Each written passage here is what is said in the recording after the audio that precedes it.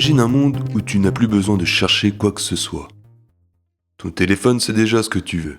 Ton frigo commande tout seul et ton moteur de recherche sait ce que tu n'oses même pas taper. Et tout ça, c'est grâce à une idée géniale. Collecter tes données pour mieux te servir. C'est beau, non?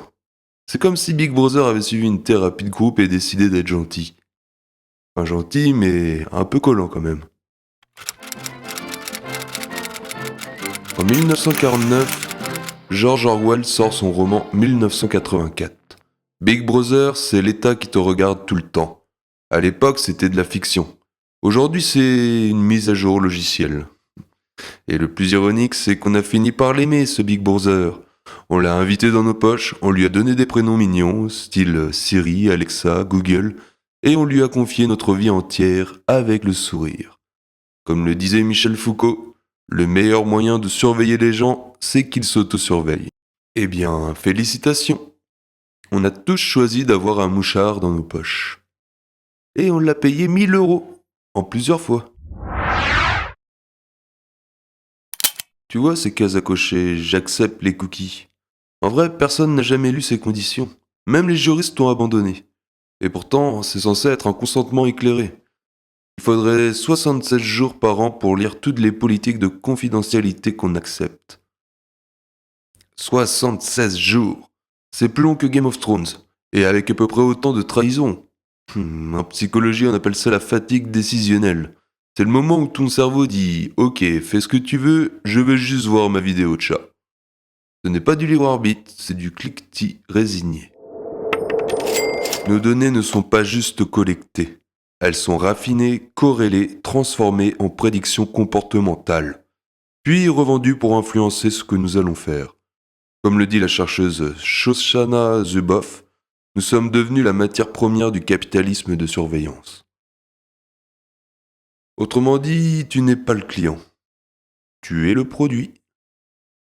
Et ce que les plateformes veulent, ce n'est pas ton argent, c'est ton attention, parce que c'est la seule ressource que tu ne peux pas recharger. Tu crois scroller 5 minutes et soudain il est 3 heures du matin. T'as regardé 27 vidéos de chats et 3 tutos sur comment devenir millionnaire sans bouger de ton lit. Le philosophe Byung-Chul Han dit que notre époque n'est plus disciplinaire, elle est auto-exploitante. On s'épuise nous-mêmes pour nourrir la machine. Et on dit merci en laissant un like. Mais attention, Big Brother a évolué. Il ne nous menace plus, il nous chouchoute. L'IA nous parle, nous conseille, nous comprend. Elle veut notre bien, ou du moins notre clic. Le philosophe Nick Bostrom dit que le vrai danger de l'intelligence artificielle, ce n'est pas qu'elle devienne mauvaise, c'est qu'elle devienne trop efficace dans des buts stupides. Si tu lui dis « fais-moi plaisir », elle pourrait finir par t'enfermer dans une salle remplie de notifications positives. Le paradis des likes, l'enfer du bonheur programmé.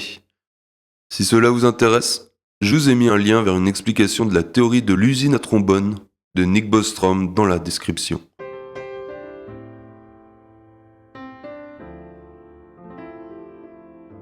Alors, que faire? Faut-il jeter nos téléphones, vivre dans une grotte et manger des racines? Non. Mais il faut réapprendre à choisir, à comprendre que nos données, ce n'est pas juste du code, c'est des fragments de nous. Peut-être que la question n'est pas « la technologie est-elle éthique ?» mais plutôt « sommes-nous encore conscients quand nous l'utilisons ?»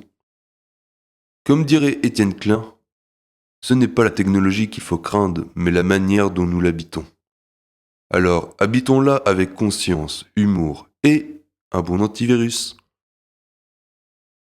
Vous venez d'écouter Technoéthique. Si ce Big Brother bienveillant vous a fait sourire, partagez cet épisode, parce qu'au fond, l'algorithme aussi a besoin d'amour.